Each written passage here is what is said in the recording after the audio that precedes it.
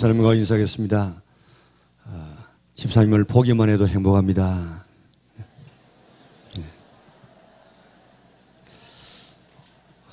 우리 양산 식구들에게 인사하겠습니다. 양산 식구들 거기도 예배 잘 드리시기 바랍니다. 사랑합니다. 오늘도 예배드리는 성도들에게 하나님께서 복 주시고 지켜주시고 은혜와 평강 주시기를 주님의 이름으로 축원합니다. 어제 국민일보 미션란에 배우 신현준 씨에 대한 이야기가 좀 자세하게 기록되었더라고요. 신현준 씨는 어릴 때부터 부모님으로부터 늘 이런 이야기를 들으면서 자라왔답니다. 지극히 작은 자 한 사람에게 한 것이 곧 예수님에게 한 것이다. 그렇기 때문에 지극히 작은 자, 어려운 처지에 있는 사람을 잘 돌봐주거라. 그리고 오지에 교회를 세우고 또 학교를 세워라. 이런 부모님의 말씀을 늘 들으면서 자라왔는데 그때는 그저 한 귀로 들었다가 한 귀로 이렇게 흘려보냈는데 지금 와서 보니까 부모님의 그 교훈과 기도대로 내가 하고 있더라. 그런 고백입니다. 그는 벌써 카자흐스탄에 2개의 교회를 세웠습니다. 금년에도 드라마 3편에 잇따라 출연하고 또 인덕대학교 교수로 굉장히 바쁜데도 불구하고 새해 봉사활동을 마치자 말자 캄보디아로 가서 기독교 학교를 세우기로 결정하고 건축비를 주고 왔습니다. 한 작은 교회 목요 예배에 참여했더니 주복 강권 안에 이제 우리 교회 이 예배당이 너무 협소해서 좀 넓은 공간으로 가야 되겠습니다 하는 이런 광고가 실려져서 그를 보는 순간에 내가 좀 도와야겠다. 그래서 KBS 이 텔레비전에서 방영된 우랄라 부부 출연료를 좀 먼저 달라고 해가지고 그 돈으로 헌금을 해서 넓은 곳으로 교회를 옮기게 했다 하는 그런 내용들이었습니다.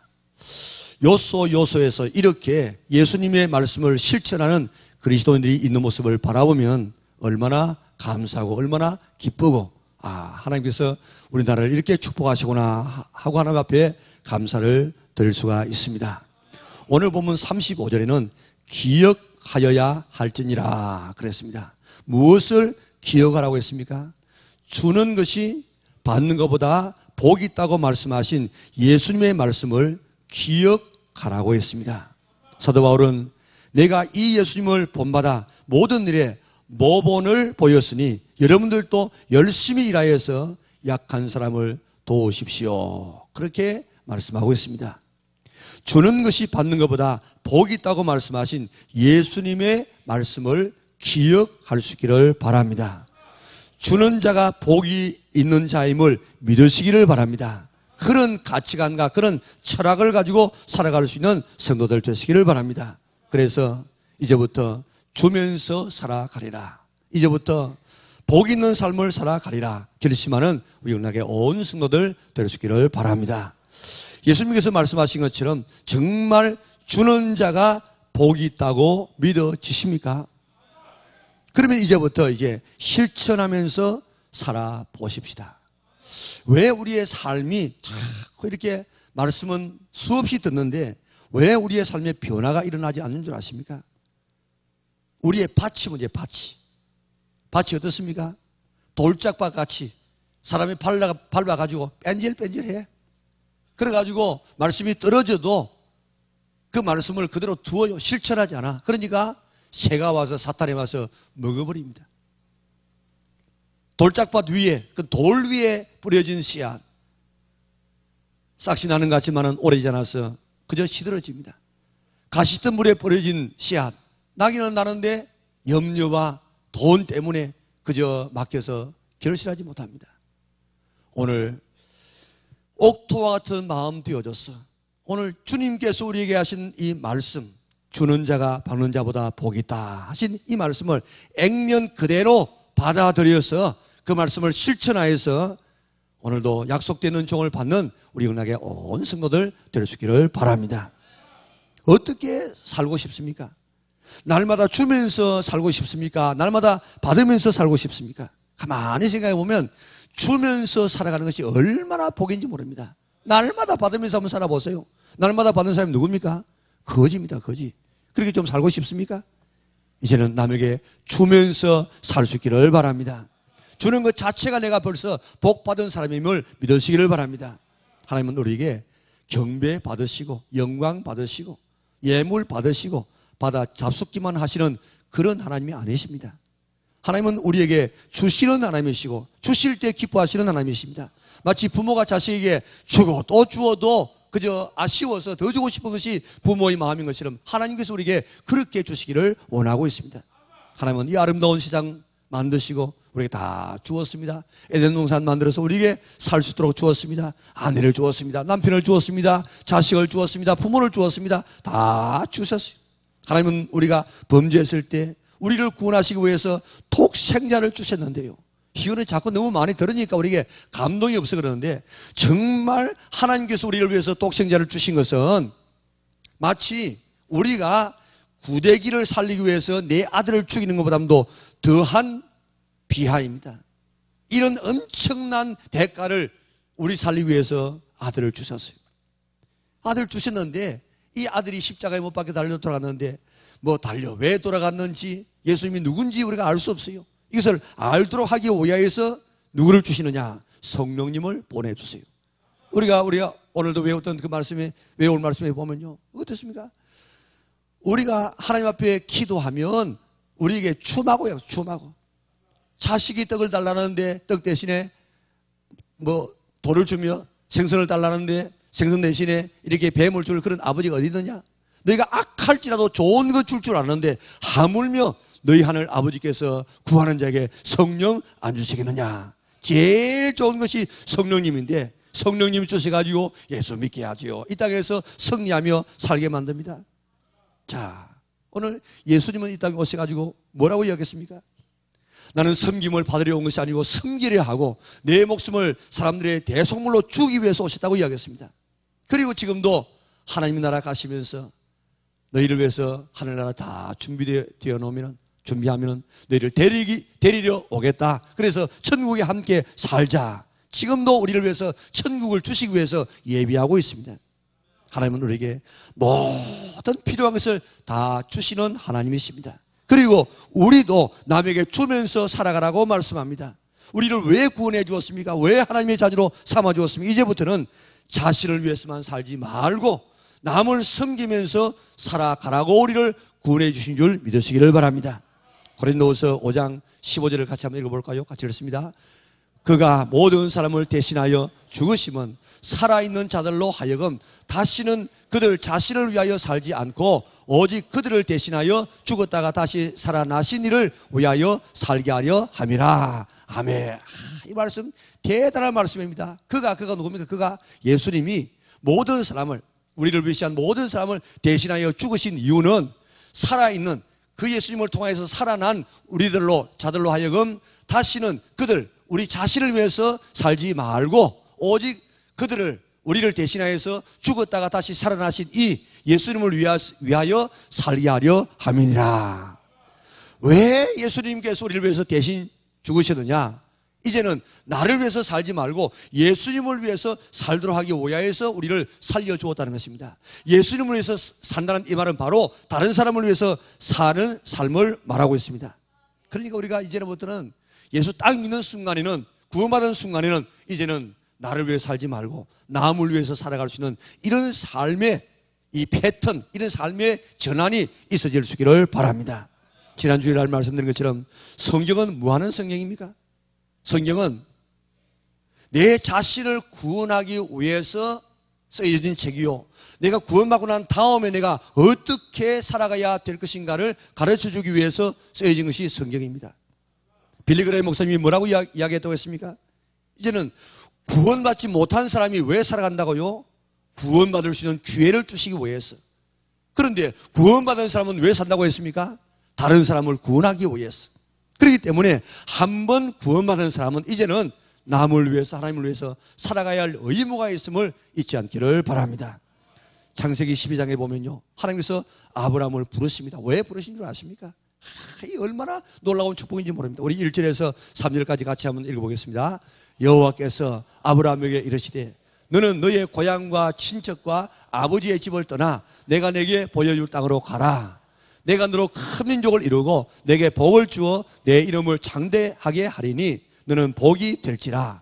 너를 축복하는 자에게는 내가 복을 내리고 너를 저주하는 자에게는 내가 저주하리니 땅의 모든 족속이 너로 말미암아 복을 얻을 것이니라 하시니라. 아멘. 자, 여기 보면요, 너는 너희의 고향 친척 아버지 집을 떠나 내가 내게 지시할 땅으로, 내가 내게 보여줄 땅으로 가라. 순종하라.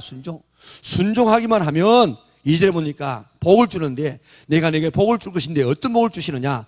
큰 민족을 이루고 내 이름을 장대케 하고 복의 근원이 되는 복을 줄 것이다. 왜 이런 복을 주었느냐? 너로 말미암아 모든 사람이 복을 받도록 하기 위하여. 자, 여러분들 창세기 18장 18절에도 말씀합니다. 같이 한번 읽어볼까요? 아브라함은 강대한 나라가 되고 천하 만민은 그로 말미암아 복을 받게 될 것이 아니냐. 아멘. 우리는 하나님의 말씀에 순종하여서 복을 받아야 됩니다. 그리고 그 받은 복을 내 혼자 나를 위해서만 사용하지 말고 이제 모든 사람이 복 받도록 복의 통로가 되어지는 그런 성도들 될 수 있기를 바랍니다. 나 때문에 가족이 복을 받고, 나 때문에 직장 동료가 복을 받고, 나 때문에 이웃이 복을 받고, 나 때문에 나를 아는 모든 사람에게 복을 나누어 주는 사명자가 된 줄 믿으시기를 바랍니다. 말씀대로 순종하여서 살아서 약속된 하나님의 축복을 받아 누리시기를 바랍니다. 우리는 복받아서 잘 뛰어서 형통해서 다른 사람에게 복을 나누어 주시기를 바랍니다. 다른 사람도 복받게 할 수 있는 성도들 되시기를 바랍니다. 하나님의 약속대로 아브라함과 그의 후손을 통해서 얼마나 많은 사람이 복을 받고 있습니까? 아브라함이 가는 곳곳마다 복을 받았습니다. 이삭 때문에 흉년이 풍년으로 바뀌었습니다. 야곱 때문에 야곱이 가는 곳곳마다 복을 받아서 라반의 집이 복을 받았죠. 또 요셉 때문에 보디발의 집이 복을 받고 온 에집트뿐만 아니라 온 중동 지방이 다 복을 받게 되었습니다. 오늘 우리는 복입니다. 복. 우리 지금 이 번역에는 우리 복이 될지라 그랬는데 예전 번역에는 뭐라고 되어 있습니까?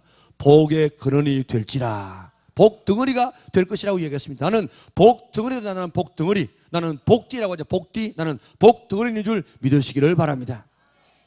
우리 교회 한 부인이 계시는 집사님이 계시는데 남편이 날마다 너는 재수 없는 여자, 재수 없는 여자. 네가 네 만나고 난 다음에 재수가 없어. 우리 집에 안 돼. 늘 그렇게 하니까 이 여집사님이 그만 자기는 정말 재수 없는 여자인 줄 알았어요. 그래서 사람 만나기가 힘들어요. 가면 저 사람이 또 재수 없고 내가 이 사람 만나면 저 사람이 재수 없고 그래가지고 참 마음에 부담을 가지는데 오늘 이 말씀을 베델을 배우면서 베델의 주제 말씀이 이 말씀이거든요. 베델을 딱 배우면서 나는 재수 없는 여자가 아니고 나는 복받은 여자구나. 나는 복덩어리구나 하는 사실을 깨닫고 어깨 펴면서 당당하게 살게 되더라고요. 오늘 우리는 복받은 사람들입니다. 복덩어리들입니다. 믿으시기를 바랍니다. 어느 목사님은요, 어디 출장을 가면 반드시 앞좌석에 앉아.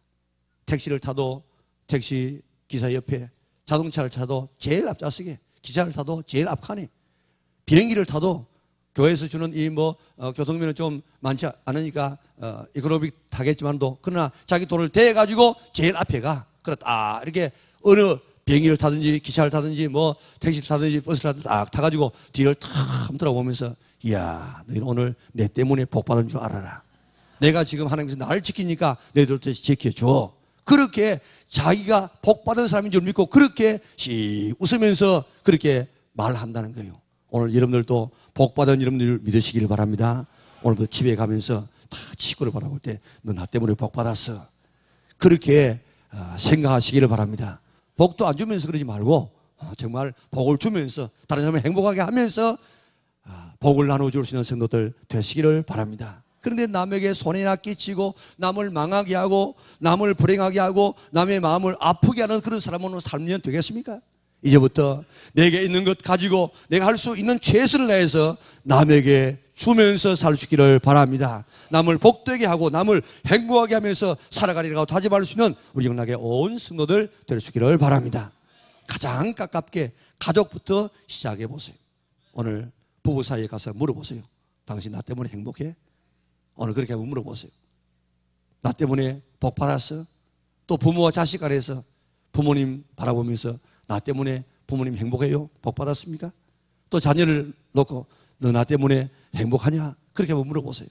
오늘 나 때문에 가족을 행복하게 할 수 있는, 나 때문에 가족에게 복을 줄 수 있는 우리 만나게 온 성도들 될 수 있기를 바랍니다. 예수님의 말씀대로 세상은 정말 아브라함과 그의 후손 때문에 복을 받고 있습니다.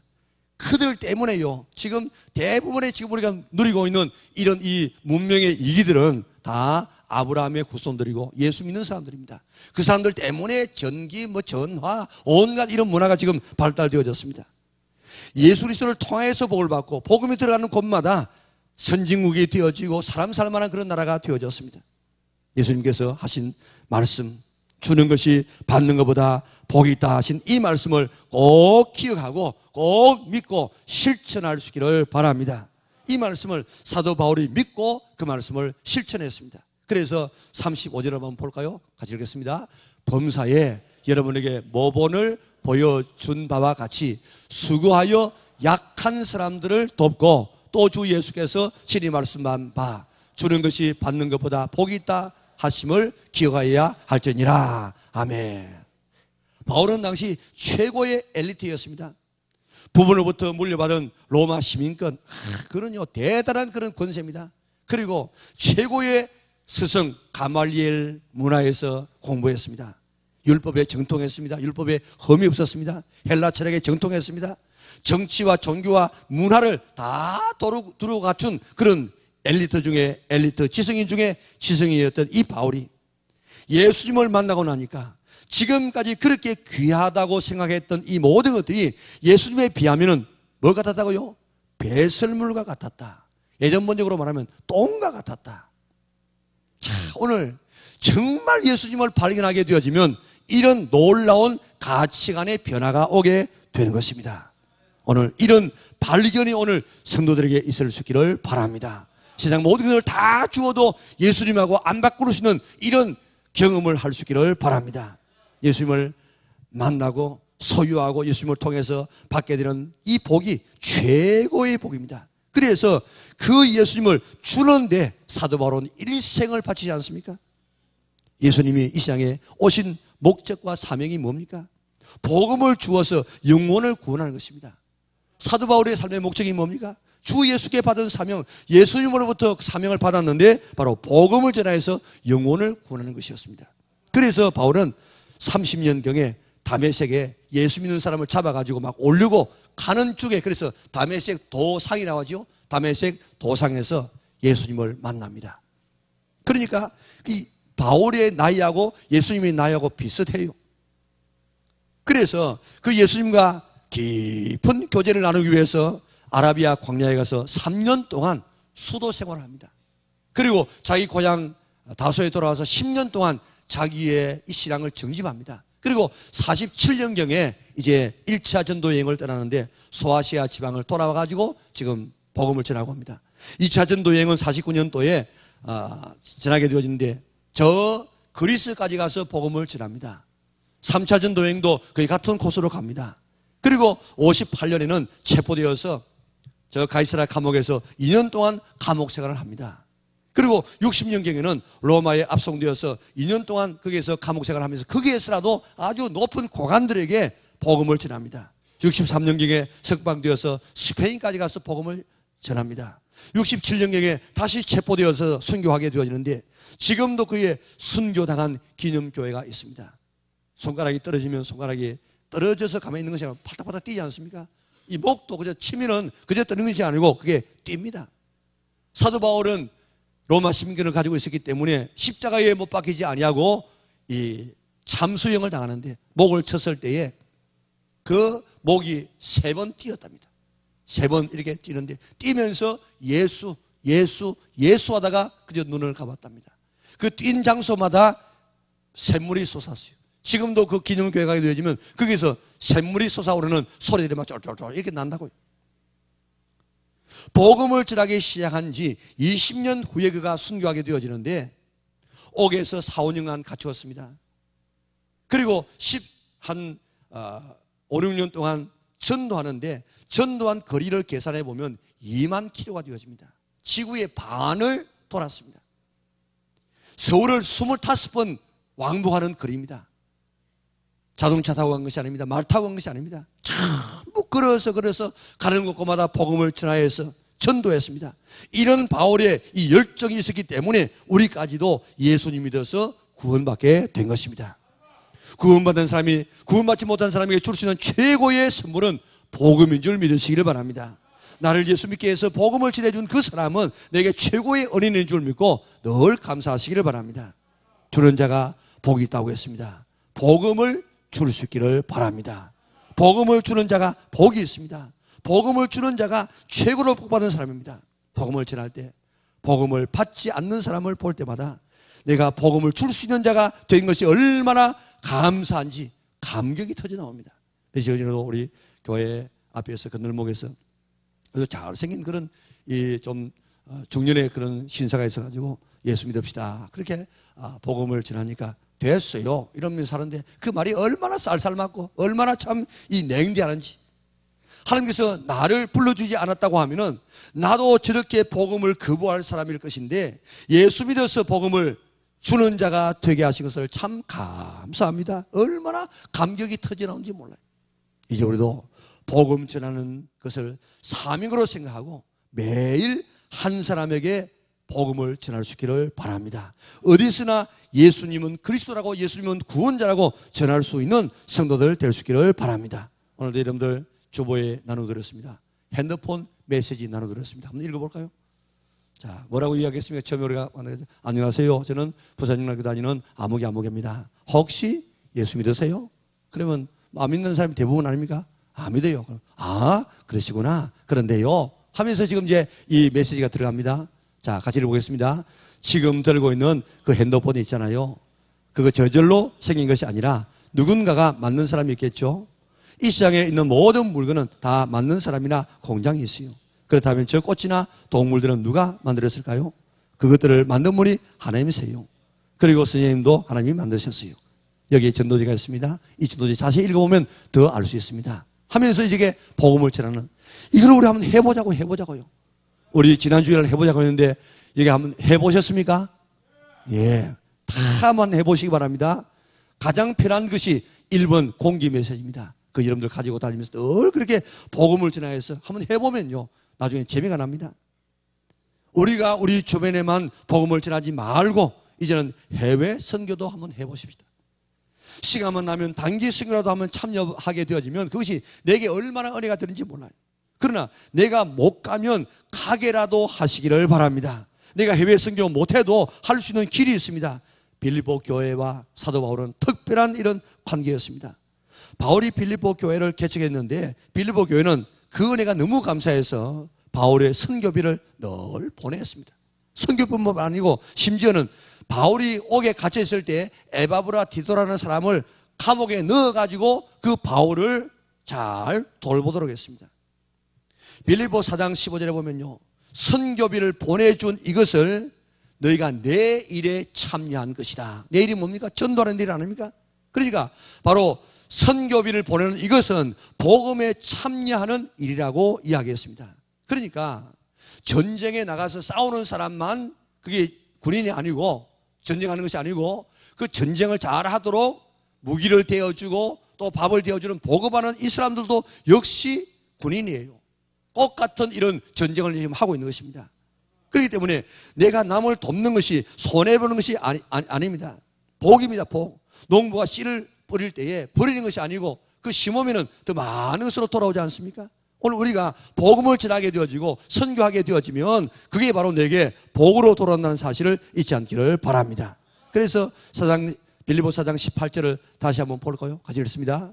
내게는 모든 것이 있고 또 풍부한지라 에바브로 디도 편에 너희가 준 것을 받음으로 내가 풍족하니 이는 받으실 만한 향기로운 제물이요 하나님을 기쁘시게 한 것이라. 아멘. 바울을 위해서 선교비를 댄 그것은 바울의 전도에 동참하는 것이 되어지고 하나님을 기쁘시게 하는 것이 되어지고 또 하나님 앞에 향기로운 제물이 되어진다고 말씀하고 있습니다.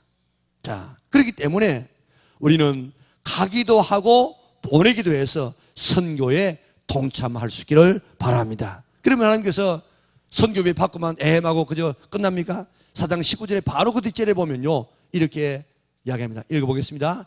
나의 하나님이 그리스도 예수 안에서 영광 가운데 그 풍성한 대로 너희 모든 쓸 것을 채우시리라. 아멘. 내가 선교를 위해서 하나님 앞에 드리면은 그 복음이 전해지고 하나님께서는 그 선교비를 위해서 복음을 전하게 한 그 사람에게 너희 쓸 모든 것을 채우시리라. 하나님께서 채워줌하고 약속해 주었습니다. 주면 하나님께서 채워주신다는 것입니다. 선교하고 복음을 전하고 선교사를 보내면 하나님께서 축복하십니다. 그래서요, 지금 이 선교사의 이 숫자에 따라서 그 나라의 국력이 결정되어집니다. 지금 우리나라가 말입니다. 예전에 그 CCC가 모였을 때 거기 모인 사람들이 뭐라고 했는 줄 압니까? 우리 10만 명의 선교사를 보내게 하여 주시옵소서. 그렇게 약속했다고요. 지금 우리가 한 5천 명 보내게 되어지는데요.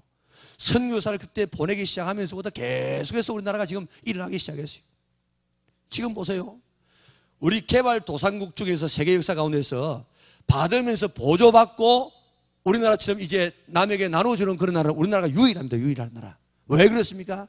우리가 지금 그 없는 가운데서라도 선교사를 보내기 시작하면서부터 하나님께서 우리나라를 축복하여 주셔서 오늘 우리나라가 되어졌습니다. 그렇기 때문에 우리나라가 더 복을 받으려고 하면 어떻게 됩니까? 더 선교사 많이 보내야 돼요. 그러면 더 하나님께서 더 크게 축복하여 주실 줄 믿습니다. 지금도 개인적으로 전도하는 사람의 이야기를 들어보세요. 전도하면 하나님께서 채워주시라는 것이 그들의 감정입니다. 이제 남에게 주면서 살기로 결심할 수 있기를 바랍니다. 특별히 복음을 주면서 살기로 결심할 수 있기를 바랍니다. 내 주변에 아직도 복음을 모르는 사람에게 우리가 복음을 전할 뿐만 아니라 예수님께서 말씀하시기를 너희는 온 천하에 다니면서 복음을 전하라고 이야기했습니다. 우리가 온 천하는 못 간다고 할지라도 갈 수 있는 길이 있습니다. 온 천하로 사람을 보내면 돼요. 선교비를 보내가지고 주어가지고 보내면 우리들도 온 천하에 복음을 전하는 그 선교에 동참할 수 있음을 우리에게 약속하고 있습니다. 보내서라도 복음에 참여하기로 결심할 수 있는 우리 영락의 온 성도들 될 수 있기를 바랍니다. 그것이 하나님을 기쁘시게 하는 것이고 그것이 선교에 동참하는 것이고 그것이 하나님의 향기로운 하나님을 기쁘시게 하는 제물이 되고 복받는 길이 됨을 우리에게 이야기하고 있습니다. 이제 복음을 주면서 살아가리라고 결심할 수 있는 우리 영락의 온 성도들 될 수 있기를 바랍니다. 35절을 보면요. 범사에 여러분에게 모본을 보여준 바와 같이 수고하여 약한 사람을 돕고 그랬습니다. 사도 바울은 열심히 일해서 약한 사람을 도왔습니다. 복음을 줄 뿐만 아니라 약한 사람, 가난한 자를 도와주면서 복음을 전했습니다. 하나님은 약한 사람, 가난한 사람에 대해서 굉장한 관심을 가지고 있습니다. 여러분들이 특별히 신명기서를 한번 읽어보세요. 가난한 사람의 겉옷은 전당 잡지 말라고 이야기했습니다.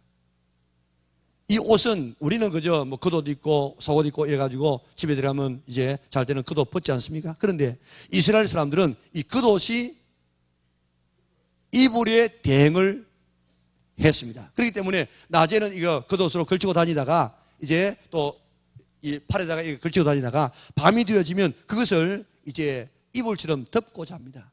만약에 네가 그 가난한 사람의 이 겉옷 이불을 갖다가 저당 잡아가지고 그 사람이 추워서 벌벌 떨면서 자게 되어지면 그 원망하는 소리를 네가 다 당하게 된다.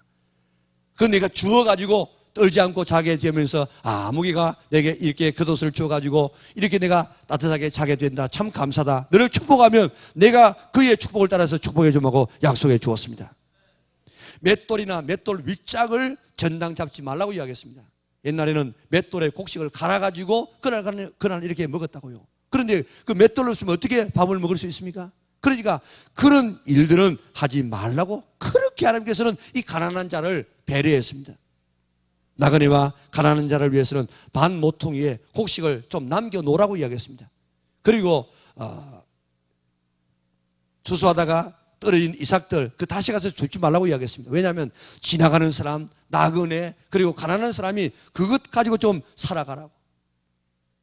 나그네와 가난한 자가 곡식밭을 지나가다가 그저 배가 고프면은 거기 가가지고 따가지고는 못 가지만은 가서 먹고 가는 것은 허용하도록 했습니다.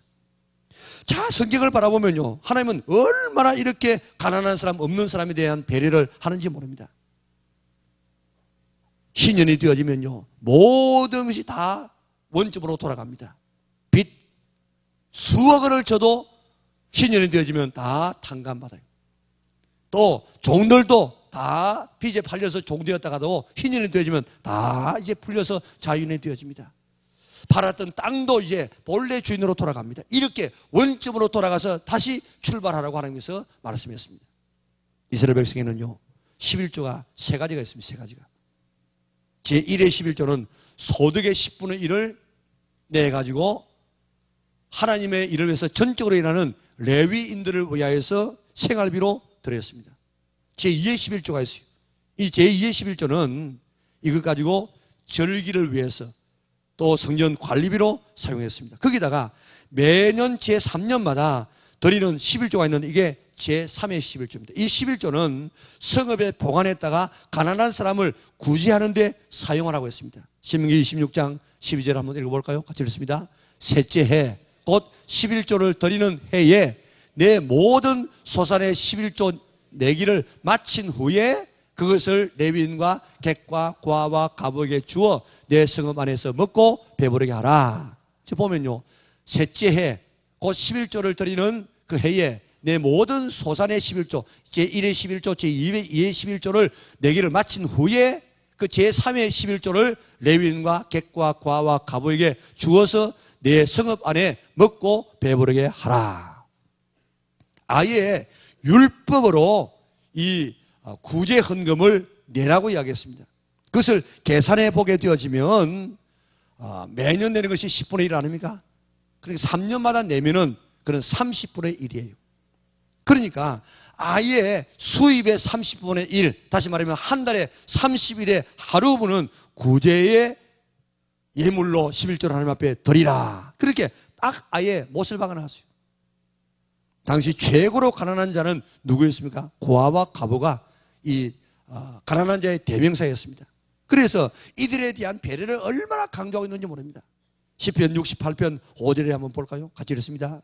그의 거룩한 처소에 계신 하나님은 고아의 아버지이시며 과부의 재판장이시라. 하나님은 누굽니까? 고아의 아버지라. 고아의 아버지. 그러니까 그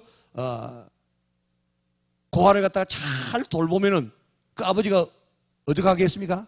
굉장히 좋아하겠죠. 그래서 이 뮤얼러가 이것을 깨닫고 내가 하나님의 자녀들이 바로 하나님의 자녀가 고아구나. 이들을 잘 돌보면 하나님께서 기뻐하시겠구나. 그래가지고 그들을 돌보기 시작했습니다. 그러니까 하나님께서는 뮤얼러에게 5만 번의 기도에 응답을 주셨다는 것입니다. 이제 우리 이렇게 어려운 처지에 있는 사람을 돌보며 살아가기로 결심할 수 있기를 바랍니다. 하나님은 심지어 짐승까지도 관심을 가지게 되어졌는데 높은 나무에 있는 과실을 따먹지 말라고 이야기했습니다. 우리나라하고 이스라엘하고 굉장히 같은 것이 많습니다. 우리나라에는 그것을 뭐라고 이야기합니까? 까치밥이에요. 까치밥. 그래서 그 위에 높은 나무에 있는 것을 따지 말라고 이야기했습니다. 하나님의 관심은 이렇게 약한 자에게 있습니다.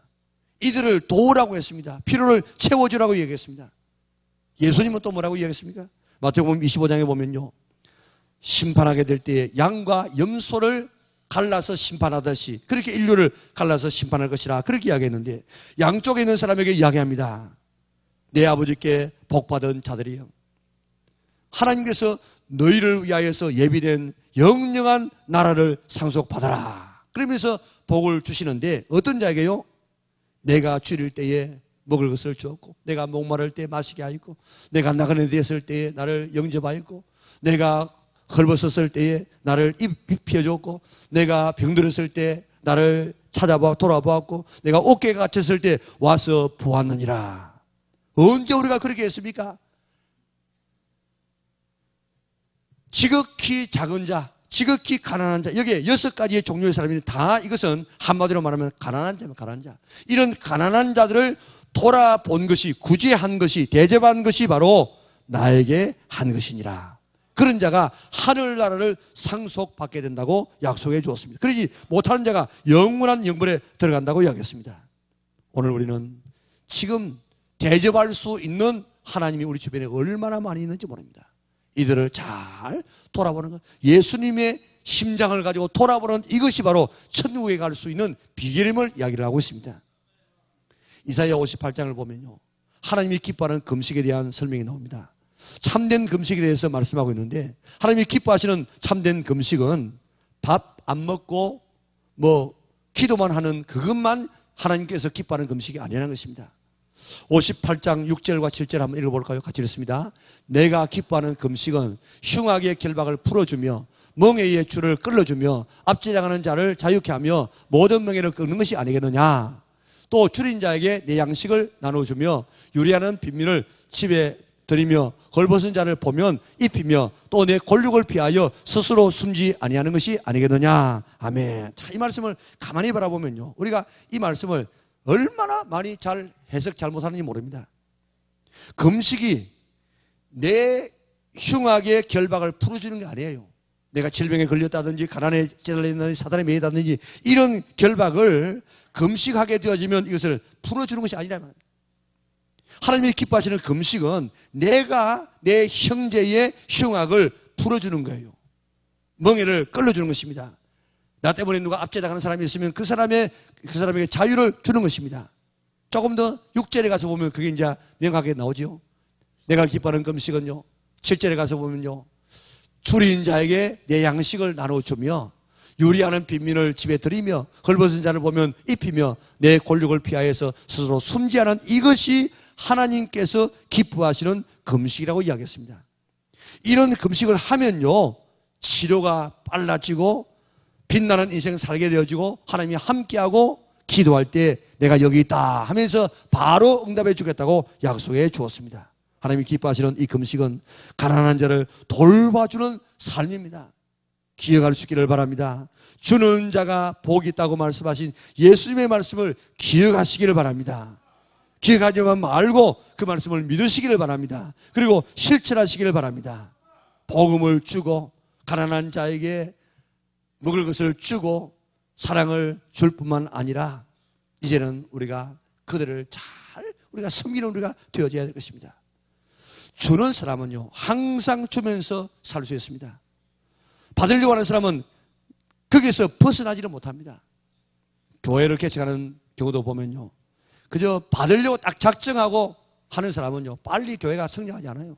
그런데 개척할 때부터 남을 도와주고 선교사를 파송하려고 하는 이런 교회들은 빨리 일어나서 자립하는 모습을 볼 수 있습니다. 조금 전에 말씀드린 것처럼 우리나라와 같이 이렇게 다른 사람의 도움을 받고 이제 개발도상국이 남 도와주는 그런 나라는 우리나라밖에 없어요. 그 왜 그렇습니까? 복음을 주었기 때문에 그렇습니다.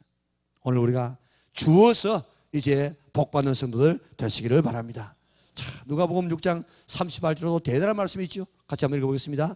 주라, 그리하면 너희에게 줄 것이니 곧 후잇되어 누르고 흔들어 넘치도록 하여 너희에게 안겨주리라. 너희가 헤아리는 그 헤아림으로 너희도 헤아림을 도로 받을 것이니라. 아멘. 여기 주라, 그리하면 너희에게 어떻게 한다고요? 줄 것이니, 너희가 남에게 주면 하나님이 너희에게 주신다고 약속했습니다. 내가 남에게 주는 것하고 하나님께서 나에게 주는 것하고 그게 뭐 비교가 되겠습니까? 그리고 어떻게 준다고 했습니까? 후잇되어. 후잇되어 가지고 주는 것이 아니고 후잇되어 한 대, 두 대 이렇게 되는 것처럼 후하게 싹 깎아버리지 말고 아주 후하게 되어주는데, 그것도요, 더 주려고 막 어떻게 되겠습니까? 누르고 또 더 넣으려고 하면, 병에 더 넣으려고 하면 혹시 넣을 때 어떻게 합니까? 흔들어. 누르고 흔들어. 또 막 넘치게, 우리말로 말하면 고봉으로 막 안겨주겠다. 믿으시기를 바랍니다. 하나님은 이렇게 주면 내가 너희를 채워주겠다고 약속했습니다. 잠언 19장, 잠언 11장, 잠언 14장, 시편 112편 우리 계속해서 한번 읽어볼까요? 같이 읽겠습니다. 가난한 자를 불쌍히 여기는 것은 여호와께 구워드리는 것이니 그의 선행을 그에게 갚아주시리라. 구제를 좋아하는 자는 풍족하여질 것이요 남을 윤택하게 하는 자는 자기도 윤택하여지리라. 가난한 사람을 학대하는 자는 그를 지으신 이를 멸시하는 자요 궁핍한 사람을 불쌍히 여기는 자는 주를 공경하는 자니라. 그가 재물을 헛되어 빈궁한 자들에게 주었으니 그의 의가 영구히 있고 그의 불이 영광 중에 들리리로다. 아멘. 내가 가난한 사람을 불쌍히 여기는 것은, 구제하는 것은 하나님 앞에 구워주는 것이다. 구워주는 것은. 사람에게는 구워주면은 못 받을 수 있지만 하나님께서는 구워주면은 하나님께서 주실 때에 흔들어 넘치게 막 채워줌하고 약속해 주었습니다. 남을 도와주고 구제하는 것은 내게 복이 되어집니다. 예수님은 흘러가는 냉수한 그릇을 떠주어도 그 상을 결단코 잊지 않겠다고 약속해 주었습니다. 주는 자가 복이 있다는 주님의 말씀을 기억하시기를 바랍니다. 믿으시기를 바랍니다. 실천하시기 바랍니다. 그래서 약속된 복을 받아 누리시기를 바랍니다. 나도 예수님의 말씀을 따라서 정말 주는 자가 복이 있다는 말씀을 따라서 내가 실천해 보았더니 하나님께서 나에게 이렇게 복을 주었습니다. 그렇게 간증할 수 있는 성도들 될 수 있기를 바랍니다. 복음을 주고 가난한 자에게 물질을 구제금으로 주고 몸으로 또 봉사해서 몸으로. 여러분들 오연으로 씨라는 분이 계시는데 그분은 반미의 최앞장선 사람이라 어디 가든지 막 미국을 욕하고 공격하고 데모했다면 제일 앞장서는 사람인데 이 사람이 이제는 조금 더 미국을 알아야만 미국을 비판하겠다. 그래가지고 유학을 갔어요. 가서 보니까요. 저 소련이 무너집니다. 구라파가 흔들립니다. 일본이 내려앉습니다. 그런데 미국은 왜 이렇게 든든하게 초강력으로 이렇게 서 있는가? 연구하기 시작했어요. 하다가 보니까 이런 결론을 냈습니다. 미국이라는 나라는요, 얼마나 남에게 나누어 주고 이 자원봉사자가 많은지 무슨 사회에서 뭘 일을 하는데 자원봉사 하시기 바랍니다면 벌떼같이 모여요. 그래가지고 야 지금 한국도 뭐 자원봉사가 지금 있는다고 발렌티어 뭐 있다고 하지만은 미국에 비하면 이런 세 발의 피라 비교가 되지 않아요. 거의 국민 대부분이 다 이렇게 다 봉사하는 거라. 교회에서도 뭐 한다 하면요 벌떼같이 모여. 교회 청소하자면 다 나와. 이런 모습을 바라보고 그가 책을 한 권 썼습니다. 한국이 미국에 당할 수밖에 없는 이유 하는 책을 썼는데 그 이유가 한마디로 말하면 미국은 이렇게 자원봉사자가 몸으로 남을 섬기는 이런 나라이기 때문에 절대로 우리나라는 미국을 당할 수 없다. 우리 복음을 줄 수 있기를 바랍니다. 그리고 우리의 이 물질을 가난한 사람에게 줄 수 있기를 바랍니다. 그리고 우리의 몸을 필요할 때 자원봉사자로 몸을 드릴 수 있기를 바랍니다. 주는 사람이 될 뿐만 아니라 주는 가정 되기 위하여서 아버지 어머니가 자꾸 자녀에게 보여주어서 그 자녀들도 그것을 배워서 남에게 주면서 살아가는 명분 가정 될 수 있기를 바랍니다. 우리도 남에게 주는 교회가 될 수 있도록 우리보다 좀 못한 교회는 어떻게든지 베풀고 어떻게든지 주려고 그렇게 애를 쓰는 교회가 되게 될 때 하나님께서 우리 교회를 축복하여 주실 줄 믿습니다. 이제 기도할 수 있기를 바랍니다. 하나님 이제 남에게 주는 사람 되게 하여 주시옵소서. 후히 주게 하여 주시옵소서. 겉옷을 달라고 할 때 이제는 속옷까지 줄 수 있는 그런 사람 되게 하여 주시고 줄 때에 기분 나쁘게 주지 말고 기쁨으로 주게 하여 주시고 깨끗하게 주게 하여 주시옵소서. 복음을 주고 선교배를 주고 가난한 사람에게 구제금을 주고 또 우리가 필요할 때 내 몸을 줄 수 있는 우리가 되어져서 하나님께서 채워주는 이런 놀라운 경험을 할 수 있는 우리 은혜에 온 성도들 되게 하여 주시옵소서. 이런 기도를 1분만 우리 하나님 앞에 기도하도록 하겠습니다. 다 같이 기도하겠습니다. 사랑을 하시는 아버지 하나님 감사합니다. 하나님은 우리를 주시는 하나님이신데 이 세상을 주시고 독생자를 주시고 성령님을 주시고 우리의 모든 가정을 주시고 다 환경을 주시는 이런 하나님 오늘도 내가 너에게 준 것처럼 너희도 주라 그렇게 우리에게 말씀하고 있는데 주여 주의 말씀에 의지해서 우리는 주는 자들 되게 도와주옵소서. 주는 자가 받는 자보다 복이 있다는 사실을 깨닫게 하여 주시고 이제부터 주는 자들 되게 하여 주옵소서. 복음을 주게 하여 주옵소서. 이제는 선교비를 보내게 하여 주옵소서. 이제는 남을 구제하게 하여 주옵소서. 내 몸을 헌신하게 도와주시옵소서. 그래서 잘 헌신하고 보내어서 오늘도 하나님께서 채워주는 경험을 할 수 있는 우리 영락의 온 성도들 되게 도와주옵소서. 한 주간 오늘 우리가 생활하게 될 때 하나님 이제는 어떻게 하면 남에게 줄 것인가, 어떻게 하면 남을 섬길 것인가, 어떻게 하면 봉사할 것인가, 이런 마음의 자세를 가지고 섬기는 자들 되게 축복하여 주시사 하나님의 큰 영광을 드러낼 수 있는 우리 영락의 온 성도들 되어져서 주면서 받은 이 놀라운 이 간정을 소리 높이 할 수 있는 우리 영락의 온 성도들 되게 하여 주시옵소서. 예수님의 거룩하신 이름으로 기도드리옵나이다.